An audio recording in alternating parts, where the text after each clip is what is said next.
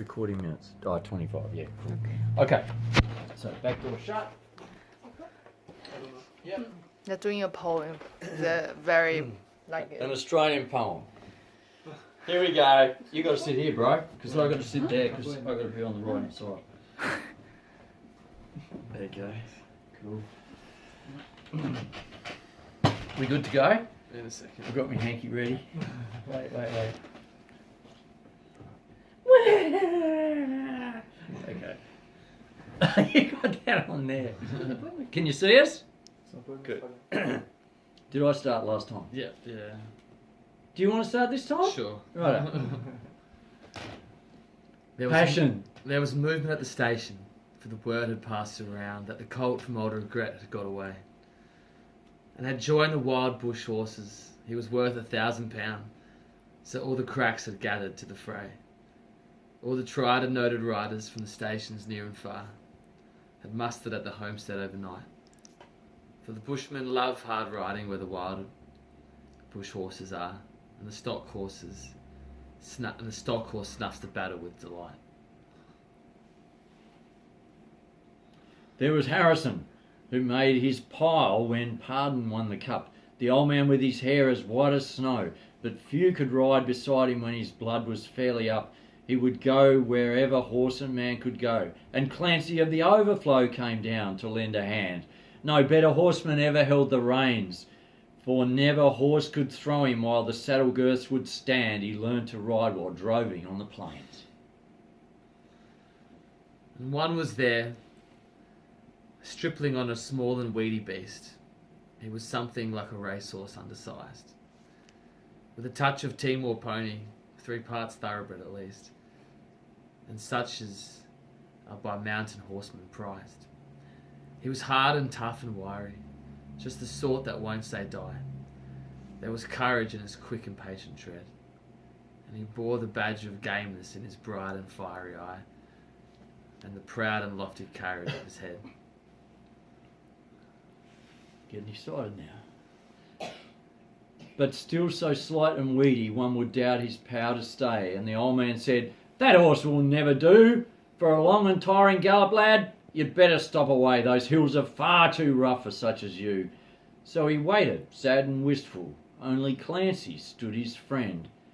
"I think we ought to let him come," he said. "I warrant he'll be with us when he's wanted at the end, for both his horse and he are mountain bred. He hails from Snowy River up by Kosciuszko's side, where the hills are twice as steep and twice as rough, where a horse's hoofs strike firelight from the flintstones every stride. The man who holds his own is good enough, and the Snowy River riders on the mountains make their home where the river runs those giant hills between. I've seen full many horsemen since I first commenced to roam, but nowhere yet such horsemen have I seen." So he went. They found the horses by the big mimosa clump. They raced toward the mountain's brow, and the old man gave his orders. Boys, go at them from the jump. No use to try for fancy riding now. And Clancy, you must woo them. Try and woo them to the right. Ride boldly, lad, and never fear the spills. For never yet was rider that could keep the mob in sight, if once they gain the shelter of these hills. So Clancy rode to Wheelham. He was racing on the wind, where the best and boldest riders take their place. And he raced his stock horse past them, and he made the rangers ring with the stock whip as he met them face to face. Then he halted for a moment while he swung the dreaded lash. But they saw their well-loved mountain full in view, and they charged beneath the stock whip with a sharp and sudden dash, and flew off into the mountain scrub they knew.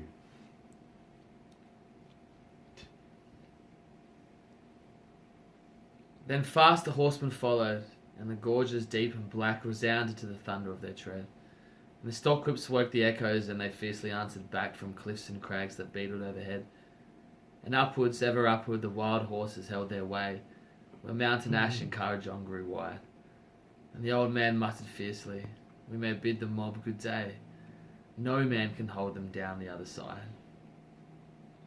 Ooh, When they reached the mountain summit, even Clancy took a pull. It might well make the boldest hold their breath, for the wild hop scrub grew thickly, and the hidden ground was full of wombat holes. Any slip was death. But the man from Snowy River let the pony have its head, and he swung his stock whip round and gave a cheer, and he raced down the mountain like a torrent down its bed, while the others stood and watched in very fear. He sent the flintstones flying, but the pony kept his feet. He cleared the fallen timber in his stride, and the man from Snowy River never shifted in his seat. It was grand to see that mountain horseman ride. Past the stringy barks and saplings on the rough and broken ground, down the hillside at a racing pace he went, and he never drew the bridle till he landed safe and sound at the bottom of that terrible descent. He was right among the horses as they climbed the farther hill, and the watchers on the mountain, standing mute, saw him ply the stock whip fiercely. He was right among them still as he raced across the clearing in pursuit.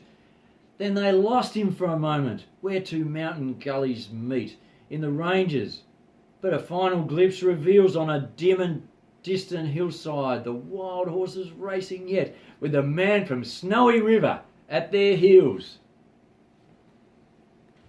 He ran them single-handed till their sides were white with foam. He followed like a bloodhound on their track, till they halted cowed and beaten. Then he turned their heads for home, and alone, unassisted, brought them back.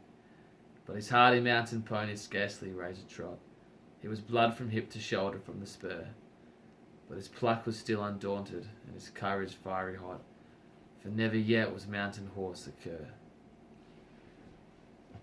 And down by Kosciuszko, where the pine-clad ridges raise their torn and rugged battlements on high, where the air is clear as crystal, and the white stars fairly blaze, at midnight in the cold and frosty sky, and where around the overflow the reed beds sweep and sway, to the breezes and the rolling plains are wide.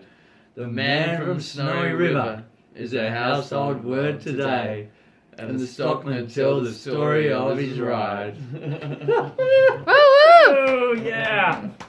We love it.